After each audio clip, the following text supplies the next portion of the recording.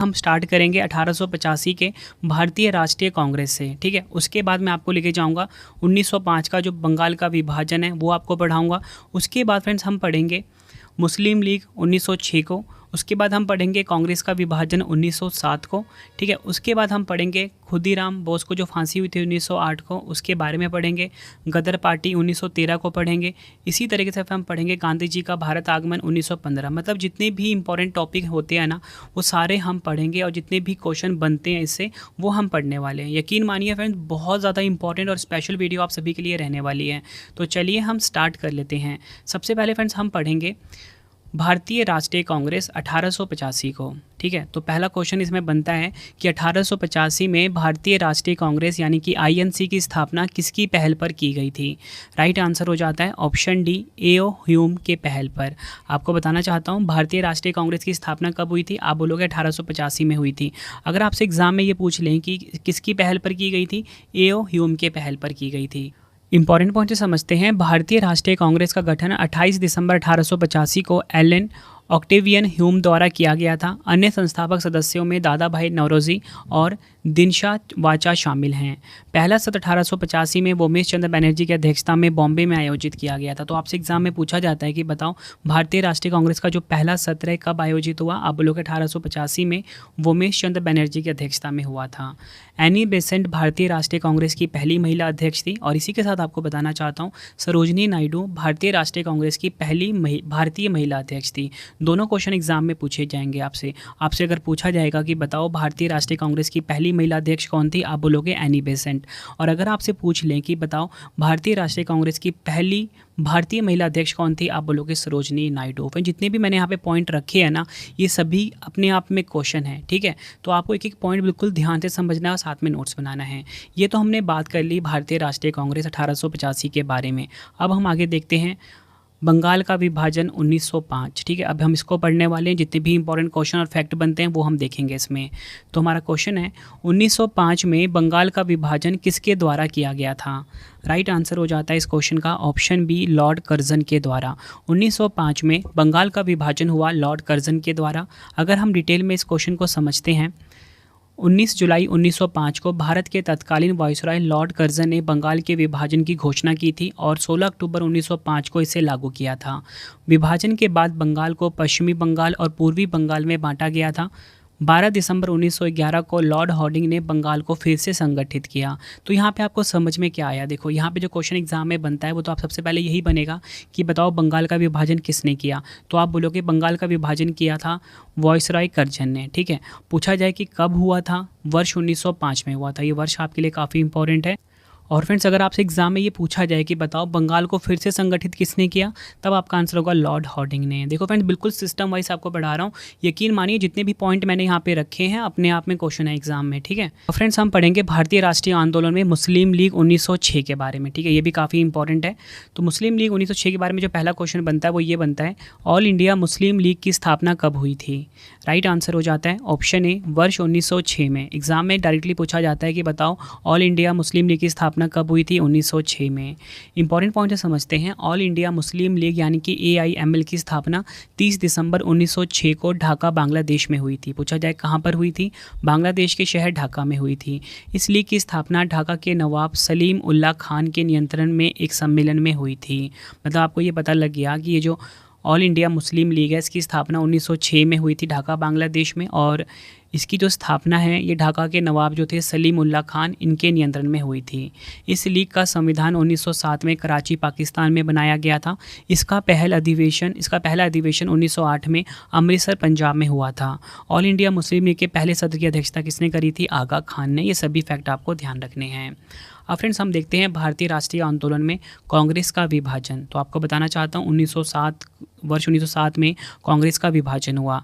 तो हमारा जो पहला क्वेश्चन बनता है ना वो ये बनता है, कांग्रेस के उदारवादी व उग्रवादी नेताओं में वास्तविक नेताओं में विभाजन किस अधिवेशन में हुआ था। राइट आंसर हो जाता है ऑप्शन बी, सूरत अधिवेशन, जो कि कब हुआ था, 1907। सूरत अधिवेशन जो कि 1907 में हुआ था फ्रेंड, इसमें ना कांग्रेस का विभाजन हुआ उदारवादी व उग्रवादी नेताओं में, यानी कि गरम दल और नरम दल के बीच में इनका विभाजन हुआ। डिटेल में अगर हम समझें, 1907 के सूरत सत्र को लोकप्रिय रूप से सूरत विभाजन के रूप में जाना जाता था, क्योंकि कांग्रेस दो समूह में विभाजित हो गई थी, यानी कि गरम दल और नरम दल। इसकी अध्यक्षता नरम दल के नेता रास बिहारी घोष ने की थी। आपको बताना चाहता हूँ, गरम दल के सबसे प्रमुख नेता बाल गंगाधर तिलक, लाला लाजपत राय और बिपिन चंद्र पाल थे, जिन्हें सामूहिक रूप से लाल बाल पाल तिकड़ी के रूप में जाना जाता है। इसी के साथ आपको बताना चाहता हूँ, दादा भाई नौरोजी, गोपाल कृष्ण गोखले, मदन मोहन मालवीय नरमपंथी नेता थे। देखो फ्रेंड्स, ये तो मैंने आपको समझा दिया कांग्रेस का विभाजन 1907 के बारे में कंप्लीट इन्फॉर्मेशन, ठीक है। अब हम डिस्कस करते हैं, अगले ही साल खुद्दीराम बोस को फांसी दी गई थी, ठीक है। तो खुद्दीराम बोस की फांसी 1908 को हम समझते हैं, ठीक है। ये भी भारतीय राष्ट्रीय आंदोलन का एक महत्वपूर्ण पार्ट है। तो क्वेश्चन हमारा ये है, खुद्दीराम बोस को निम्नलिखित में से किस जेल में फांसी पर भेजा गया था? काफ़ी बार एग्जाम में ये क्वेश्चन पूछा गया है। राइट आंसर हो जाता है ऑप्शन बी, मुजफ्फरपुर। खुद्दीराम बोस को मुजफ्फरपुर की जेल में फांसी के लिए भेजा गया था। डिटेल में अगर हम समझें, 30 अप्रैल 1908 को खुद्दीराम बोस ने मुजफ्फरपुर में गाड़ी पर बम फेंका था, जिससे मुख्य प्रेसिडेंसी मजिस्ट्रेट डगलस किंग्सफोर्ड की मृत्यु हो गई थी। आगे अगर हम समझें, इस मामले को अलीपुर बम षड्यंत्र केस 1908 के नाम से भी जाना जाता है। मुजफ्फरपुर के मुख्य प्रेसिडेंसी दंडनायक D.H. किंग्सफोर्ड को मारने की साजिश के आरोप में खुद्दीराम बोस को मुजफ्फरपुर जेल भेज दिया गया था। और इसी के साथ आपको बताना चाहता हूँ, 13 जुलाई 1908 को उन्हें मौत की सज़ा सुनाई गई और 11 अगस्त 1908 को 18 साल की उम्र में उन्हें फांसी पर लटका दिया गया। फिर जितने भी आपको यहाँ पर फैक्ट बताए, सभी एग्जाम के लिए काफ़ी इंपॉर्टेंट थे। यहाँ पर मैंने आपको ये बताया कि खुद्दीराम बोस को मुजफ्फरपुर जेल में फांसी के लिए भेजा गया था, ठीक है। क्यों भेजा गया था? क्योंकि इन्होंने गाड़ी पर बम फेंका था, जिसमें कि जो मुख्य प्रेसिडेंसी थे मजिस्ट्रेट डगलस किंग्सफोर्ड, ठीक है, डगलस किंग्सफोर्ड की मृत्यु हो गई थी, ठीक है। और इसे हम अलीपुर बम षड्यंत्र केस के नाम से भी जानते हैं। आई होप आपको फ्रेंड्स एक फैक्ट पता लग रहा होगा।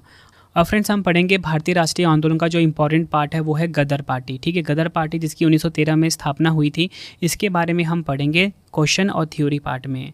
तो हमारा पहला जो बेसिक क्वेश्चन यही बनता है कि अमेरिका में गदर पार्टी की स्थापना किसके द्वारा की गई थी?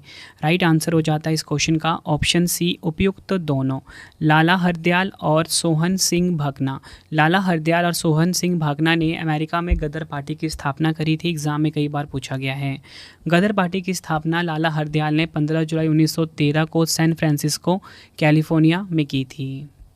ये भी काफ़ी बार एग्जाम में पूछा जाता है कि गदर पार्टी की जो स्थापना है कहाँ पर हुई थी, तो आपका आंसर होगा सैन फ्रांसिस्को कैलिफोर्निया में हुई थी। अब हमारा जो भारतीय राष्ट्रीय आंदोलन है, इसका एक और इम्पॉर्टेंट पार्ट आ गया, वो आ गया है गांधी जी का भारत आगमन, ठीक है। काफ़ी इंपॉर्टेंट है गांधी जी का भारत आगमन 1915 हम पढ़ने वाले हैं। तो इसमें जो क्वेश्चन सबसे पहले बनता है वो तो ये बनता है कि महात्मा गांधी किस वर्ष दक्षिण अफ्रीका से भारत लौटे थे? राइट आंसर हो जाता है इस क्वेश्चन का हमारा ऑप्शन डी, 9 जनवरी 1915। महात्मा गांधी 9 जनवरी 1915 को दक्षिण अफ्रीका से भारत लौटे थे। डिटेल में अगर हम समझें, 9 जनवरी 1915 को महात्मा गांधी दक्षिण अफ्रीका से लौटे थे, इसलिए हम 9 जनवरी को ना प्रतिवर्ष प्रवासी भारतीय दिवस के रूप में मनाते हैं। उस समय उनकी उम्र थी 45 साल 3 महीने और 7 दिन। गांधी जी 1893 में 24 साल की उम्र में दक्षिण अफ्रीका गए थे। अब फ्रेंड्स हमारा आ गया भारतीय राष्ट्रीय आंदोलन का एक और इम्पॉर्टेंट पार्ट, वो है होम रूल आंदोलन 1916, ठीक है। होम रूल आंदोलन 1916 को हम पढ़ने वाले हैं, ठीक है। इसमें से भी एग्जाम में कई क्वेश्चन पूछे जाते हैं। तो पहला क्वेश्चन तो यही बनता है कि भारत में होम रूल आंदोलन का नेतृत्व किसके द्वारा किया गया था?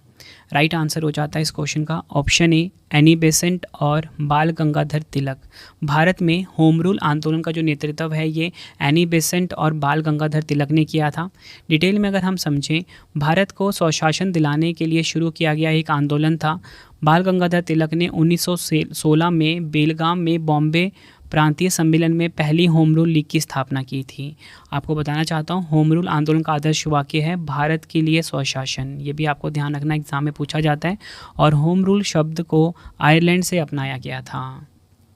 अब देखिए फ्रेंड्स, हमने तो होम रूल आंदोलन पढ़ लिया 1916 वाला, ठीक है। अब ठीक इसके 1 साल के बाद चंपारण आंदोलन हुआ था। तो अब हम पढ़ने वाले हैं भारतीय राष्ट्रीय आंदोलन में सबसे ज़्यादा इंपॉर्टेंट पार्ट, चंपारण आंदोलन 1917 को। तो फ्रेंड्स इसमें जो इंपॉर्टेंट क्वेश्चन बनता है वो ये बनता है कि गांधी जी ने 1917 में भारत में सबसे पहले सत्याग्रह का प्रयोग कहाँ किया था? राइट आंसर हो जाएगा ऑप्शन सी चंपारण में। ये आपको ध्यान रखना है, गांधी जी ने 1917 में भारत में सबसे पहले सत्याग्रह का प्रयोग किया था चंपारण में। डिटेल में अगर हम समझें, महात्मा गांधी के नेतृत्व में पहला सत्याग्रह आंदोलन चंपारण सत्याग्रह था। इसकी शुरुआत हुई थी 1917 में बिहार के चंपारण जिले में। तो आपको ये ध्यान रखना है कि जो चंपारण आंदोलन है या बोल सकते हो चंपारण सत्याग्रह है, इसका संबंध महात्मा गांधी से है, ठीक है, क्योंकि इन्होंने इसको शुरू किया था। अगर आपसे पूछा जाए कि इसकी शुरुआत किस वर्ष हुई थी, 1917 में हुई थी। कहाँ पर हुई थी? बिहार के चंपारण जिले में हुई थी। आगे अगर हम समझें, चंपारण सत्याग्रह इसलिए लागू हुआ क्योंकि किसानों को अपनी ज़मीन के एक हिस्से में नील उगाने के लिए मजबूर किया गया था। इससे किसानों में काफ़ी रोष उत्पन्न हुआ। यूरोपीय बागान मालिक किसानों को कुल भूमि के 3/20 हिस्से पर नील उगाने के लिए मजबूर कर रहे थे, जिसे 3 कठिया प्रणाली कहा जाता है। ठीक है, ये आपको पता लग गया चंपारण आंदोलन के बारे में। अब देखो फ्रेंड्स, चंपारण आंदोलन 1917 मैंने आपको पढ़ाया। ठीक 1 साल के बाद अहमदाबाद मिल मजदूर आंदोलन भी हुआ। ठीक है, इसका नेतृत्व भी महात्मा गांधी जी ने किया था। तो अहमदाबाद मिल मजदूर आंदोलन 1918 को हम पढ़ने वाले हैं। तो क्वेश्चन में सबसे पहले बेसिक सा ये बनता है कि महात्मा गांधी जी ने अहमदाबाद में मिल मजदूरों की सफल हड़ताल का नेतृत्व किस वर्ष किया था? राइट आंसर हो जाता है इस क्वेश्चन का ऑप्शन बी, वर्ष 1918 में। महात्मा गांधी जी ने अहमदाबाद में मिल मजदूरों की सफल हड़ताल का नेतृत्व वर्ष 1918 में किया था। डिटेल में अगर हम समझें, महात्मा गांधी जी ने वर्ष 1918 में अहमदाबाद में सूती मिल मजदूरों के बीच सत्याग्रह आंदोलन का आयोजन किया। सूती मिल के मजदूरों ने 50% वेतन वृद्धि की मांग की, लेकिन मिल मालिक केवल 20% वेतन वृद्धि देने को तैयार थे। कपास मिल श्रमिकों का समर्थन करने के लिए गांधी जी ने भूख हड़ताल की। सत्याग्रह का परिणाम यह हुआ कि हड़ताल सफल रही और मजदूरों को 35% वेतन में वृद्धि मिली। देखो फ्रेंड्स, मैंने आपको ये बता दिया अहमदाबाद मिल मजदूर आंदोलन 1918। ठीक है, इसी साल खेड़ा आंदोलन भी हुआ। ठीक है, इसका भी मतलब नेतृत्व महात्मा गांधी ने किया था। तो अब हम पढ़ेंगे खेड़ा आंदोलन 1918 को। तो हमारा जो बेसिक सा क्वेश्चन है वो ये है, सरकार के विरुद्ध शुरू किए गए खेड़ा सत्याग्रह के नेता कौन थे? आंसर हो जाता है ऑप्शन ए, महात्मा गांधी जी। सरकार के विरुद्ध जो शुरू हुआ था खेड़ा सत्याग्रह, इसके नेता कौन थे? महात्मा गांधी। डिटेल में अगर हम समझें, खेड़ा सत्याग्रह भूमि राजस्व के भुगतान के संबंध में ब्रिटिश सरकार की दमनकारी नीतियों के विरुद्ध 11 मार्च 1918 में भारत के गुजरात के खेड़ा जिले में शुरू किया गया एक महत्वपूर्ण आंदोलन था। इस आंदोलन को मुख्य मांग राजस्व वसूली में ढील देने की थी।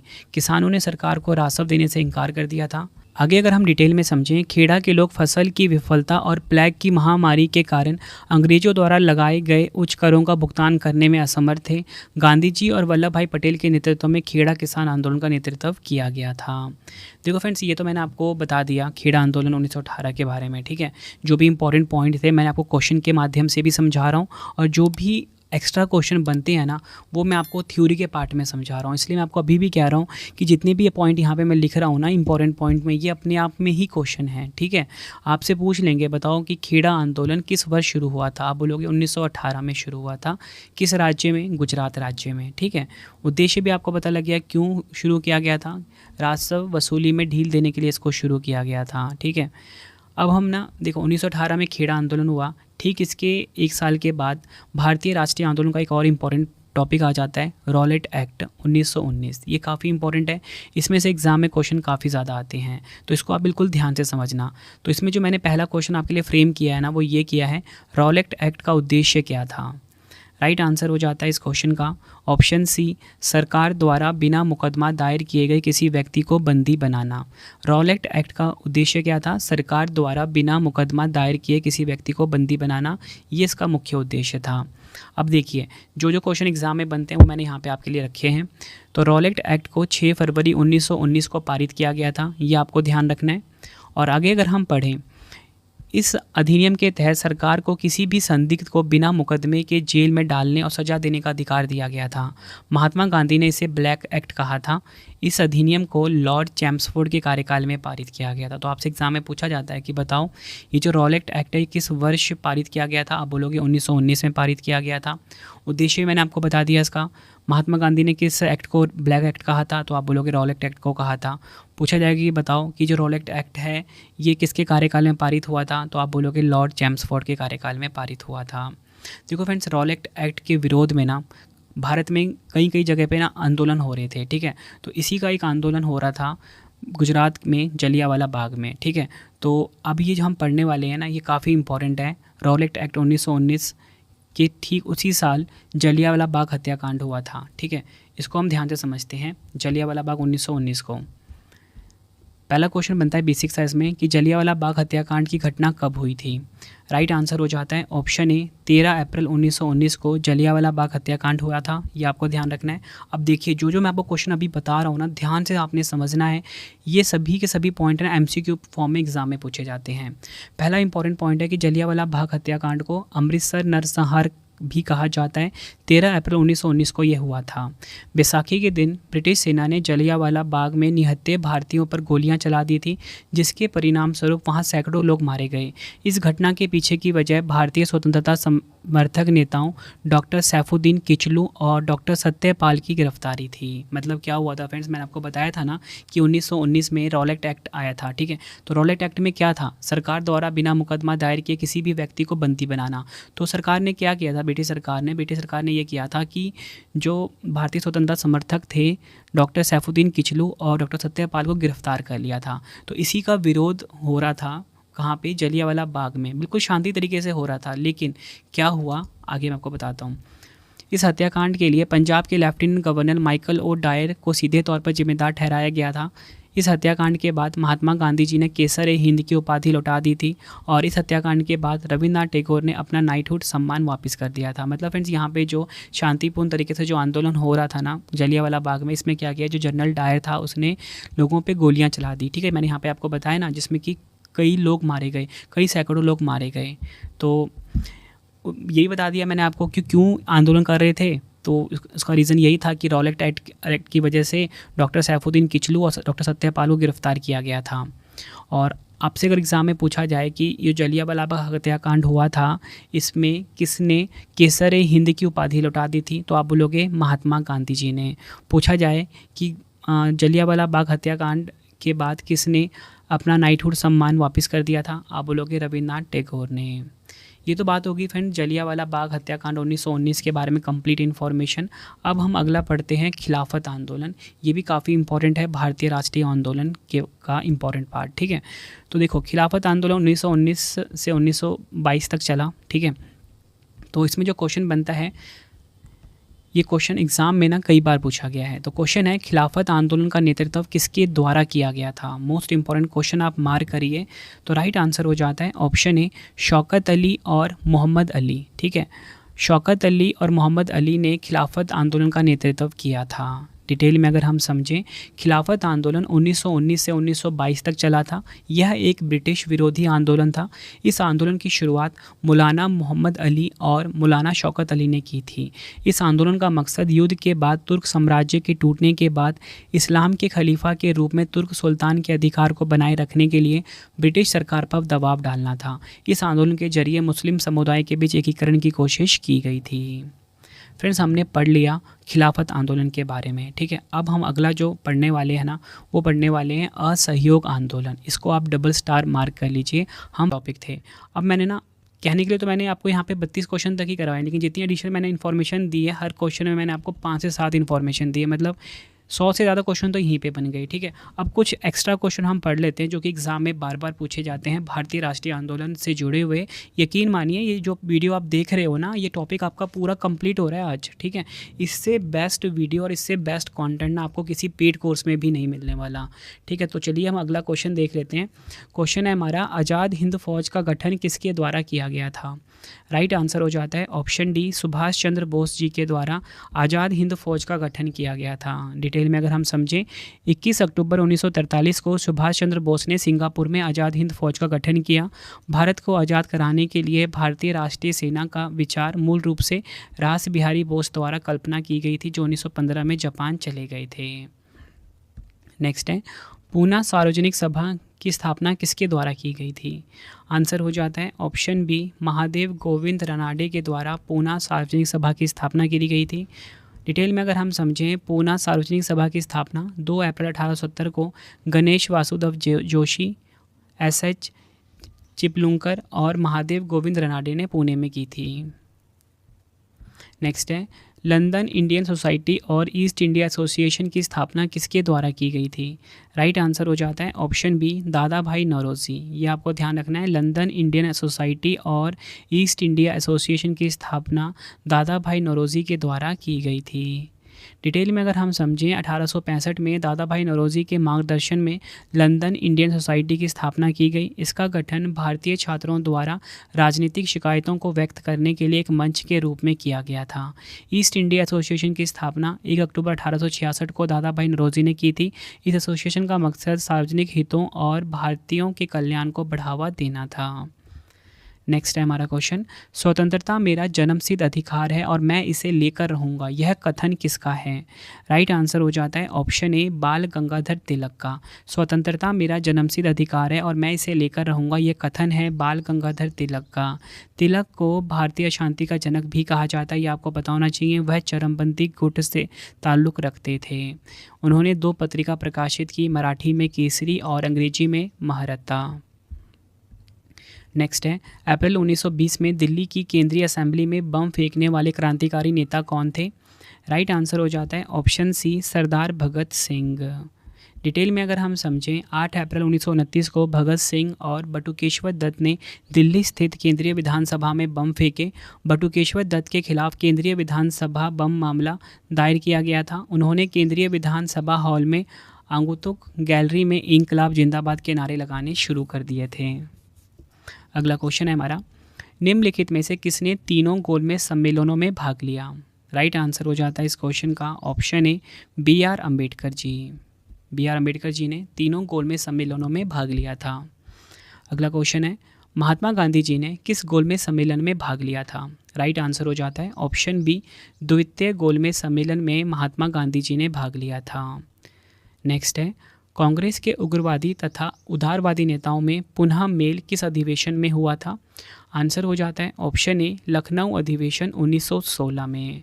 डिटेल में अगर हम समझें, 1916 में भारतीय राष्ट्रीय कांग्रेस के लखनऊ अधिवेशन की अध्यक्षता अंबिका चरण मजूमदार ने की थी। नेक्स्ट है, सिपाही विद्रोह के समय भारत का गवर्नर जनरल कौन था? राइट आंसर हो जाता है ऑप्शन ए, लॉर्ड कैनिंग सिपाही विद्रोह के समय भारत का गवर्नर जनरल था। 1857 का सिपाही विद्रोह 10 मई 1857 को मेरठ में शुरू हुआ था। यह विद्रोह ब्रिटिश ईस्ट इंडिया कंपनी के शासन के खिलाफ बंगाल प्रेसिडेंसी के सिपाहियों ने शुरू की थी। यह विद्रोह 20 जून 1858 को ग्वालियर में ख़त्म हुआ था। अगला है हमारा क्वेश्चन, यंग इंडिया पुस्तक के लेखक कौन हैं? राइट आंसर हो जाता है इस क्वेश्चन का option B, Lala Lajpat Rai young India पुस्तक के लेखक हैं। नेक्स्ट है, लखनऊ समझौता कब हुआ था? राइट आंसर हो जाता है ऑप्शन सी, वर्ष 1916 में लखनऊ समझौता हुआ था। 1916 का लखनऊ समझौता भारतीय राष्ट्रीय कांग्रेस और मुस्लिम लीग के बीच एक समझौता था। 1916 के लखनऊ समझौते पर बाल गंगाधर तिलक और मोहम्मद अली जिन्ना के बीच हस्ताक्षर हुए। 1916 में भारतीय राष्ट्रीय कांग्रेस के लखनऊ अधिवेशन की अध्यक्षता अंबिका चरण मजूमदार ने की थी। नेक्स्ट है हमारा क्वेश्चन, वर्ष 1857 के संदर्भ में किसे उसके मित्र ने धोखा दिया तथा अंग्रेजों द्वारा बंदी बनाकर मार दिया गया था? राइट आंसर हो जाता है इस क्वेश्चन का हमारा option C, Tatya Tope. Detail में अगर हम समझें, तात्या टोपे को नरवर के राजा मान सिंह ने धोखा दिया था। एग्जाम में कई बार पूछा जाता है। नेक्स्ट है हमारा क्वेश्चन, कांग्रेस द्वारा पूर्ण स्वाधीनता का प्रस्ताव कब और कहां पारित किया गया था? राइट आंसर हो जाता है ऑप्शन डी, कांग्रेस का जो लाहौर अधिवेशन 1929 है, इसमें पूर्ण स्वाधीनता का प्रस्ताव पारित किया गया था। भारतीय राष्ट्रीय कांग्रेस ने 19 दिसंबर 1929 को अपने लाहौर सत्र में पूर्ण स्वराज यानी कि पूर्ण स्वतंत्रता का प्रस्ताव पारित किया था। इस अधिवेशन में जवाहरलाल नेहरू को कांग्रेस का अध्यक्ष चुना गया था। 31 दिसंबर 1929 को नेहरू ने रावी नदी के किनारे तिरंगा फहराया और पूर्ण स्वराज की मांग की। उन्होंने 26 जनवरी 1930 को स्वतंत्रता के लिए निर्धारित तिथि बताई थी। नेक्स्ट है, वर्ष 1939 में कांग्रेस छोड़ने के बाद सुभाष चंद्र बोस ने किस दल की स्थापना की थी? राइट आंसर हो जाता है इस क्वेश्चन का ऑप्शन डी, फॉरवर्ड ब्लॉक की। वर्ष 1939 में कांग्रेस छोड़ने के बाद सुभाष चंद्र बोस ने फॉरवर्ड ब्लॉक की स्थापना की थी। ऑल इंडिया फॉरवर्ड ब्लॉक एक वामपंथी राष्ट्रवादी राजनीतिक पार्टी है जिसकी स्थापना 1939 में सुभाष चंद्र बोस ने पश्चिम बंगाल में की थी।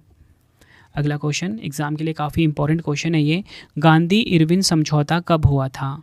राइट आंसर हो जाता है इस क्वेश्चन का ऑप्शन डी 5 मार्च 1931 को गांधी इरविन समझौता हुआ था। गांधी इरविन समझौता भारत के सविनय अवज्ञा आंदोलन से संबंधित था। इस समझौते पर 5 मार्च 1931 को महात्मा गांधी और लॉर्ड इरविन ने हस्ताक्षर किए थे। गांधी इरविन समझौते के अनुसार गांधी जी ने सविनय अवज्ञा आंदोलन स्थगित कर दिया और दूसरे गोलमेज सम्मेलन में भाग लेने के लिए सहमत हुए। नेक्स्ट है हमारा क्वेश्चन, कांग्रेस संगठन उदारवादी तथा उग्रवादी गुटों में कब विभाजित हुआ था? राइट आंसर हो जाता है इस क्वेश्चन का ऑप्शन ए 1907 में। कांग्रेस संगठन उदारवादी तथा उग्रवादी गुटों में 1907 में विभाजित हुआ था। सूरत विभाजन 1907 में सूरत में हुए कांग्रेस के वार्षिक अधिवेशन के रूप में भी जाना जाता है। सूरत अधिवेशन ने कांग्रेस के भीतर उदारवादी और चरमपंथी नामक क्रांतिकारियों की 2 शाखाओं का निर्माण किया। नेक्स्ट है हमारा क्वेश्चन, डॉक्टर राजेंद्र प्रसाद के अनुसार पाकिस्तान के जनक कौन थे? राइट आंसर हो जाता है इस क्वेश्चन का ऑप्शन सी लॉर्ड मिंटो। आपको बताना चाहता हूँ पाकिस्तान के जनक थे डॉक्टर राजेंद्र प्रसाद के अनुसार।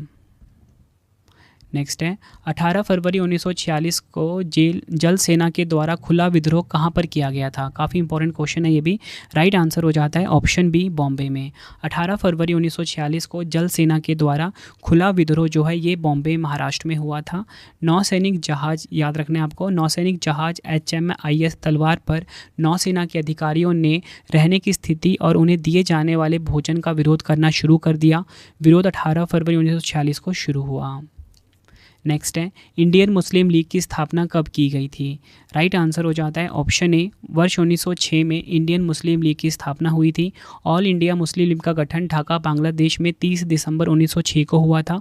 यह एक राजनीतिक दल था जो पाकिस्तान को अलग मुस्लिम बहुल राष्ट्र के रूप में स्थापित करने के लिए ब्रिटिश शासन के दौरान स्थापित किया गया था। मोहम्मद अली जिन्ना दल के नेता थे। नेक्स्ट है हमारा क्वेश्चन, द्विराष्ट्र सिद्धांत का प्रतिपादन किसके द्वारा किया गया था?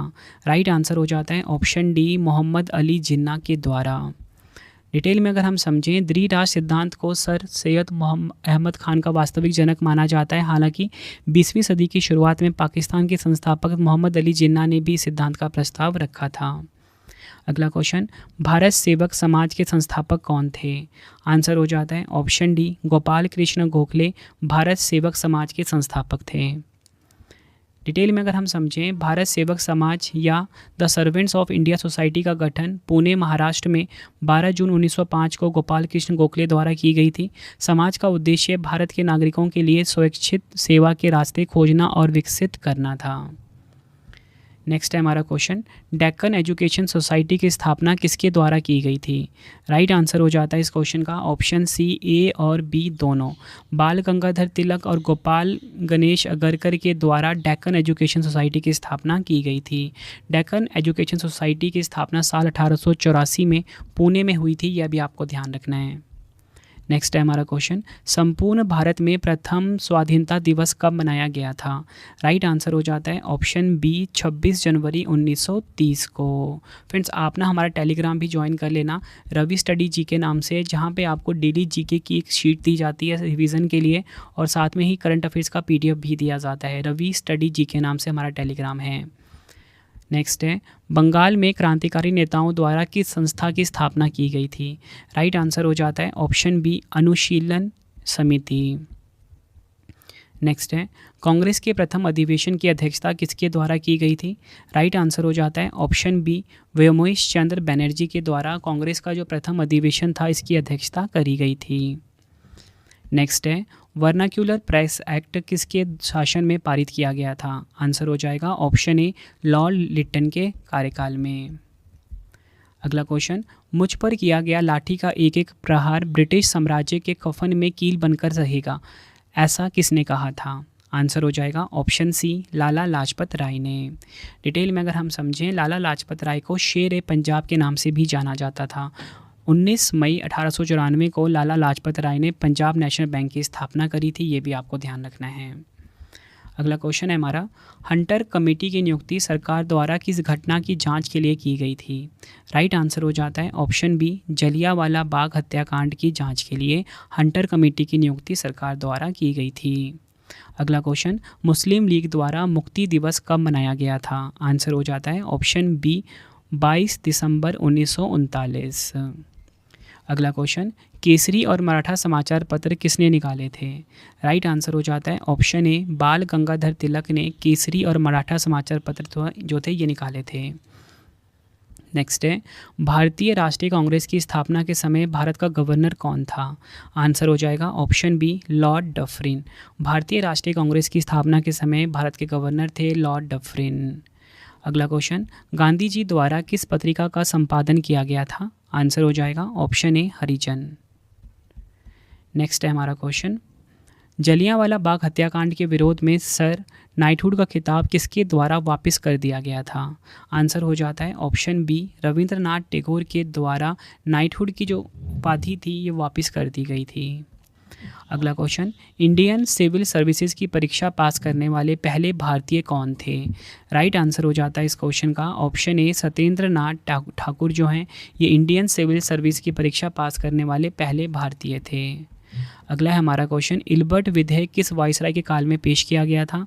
आंसर हो जाता है ऑप्शन ए, लॉर्ड रिपन। 1857 के विद्रोह के दौरान कुंवर सिंह किस स्थान के नेता थे? आंसर हो जाएगा ऑप्शन ए, बिहार। अगला क्वेश्चन, किस गवर्नर जनरल की तुलना औरंगजेब से की जाती है? आंसर हो जाता है option D, Lord Curzon. Lord Curzon की तुलना जो है ये औरंगजेब से की जाती है, ये आपको ध्यान रखना है। आखिरी क्वेश्चन है हमारी आज की वीडियो का, भारतीय राष्ट्रीयवाद के पिता कौन कहलाए जाते हैं? तो राइट आंसर हो जाता है इस क्वेश्चन का ऑप्शन ए, महात्मा गांधी। फ्रेंड्स ये आपको मैंने मोस्ट इंपॉर्टेंट 70 क्वेश्चन करवाए, ठीक है, बिल्कुल थ्योरी से समझाया मैंने आपको, बिल्कुल टॉपिक वाइज समझाया। आई होप आपका ये वीडियो जो आपको वीडियो मैंने आपके लेकर आया था इसमें आपका ये टॉपिक अच्छे से क्लियर हो गया होगा। अगर आपको वीडियो की क्वालिटी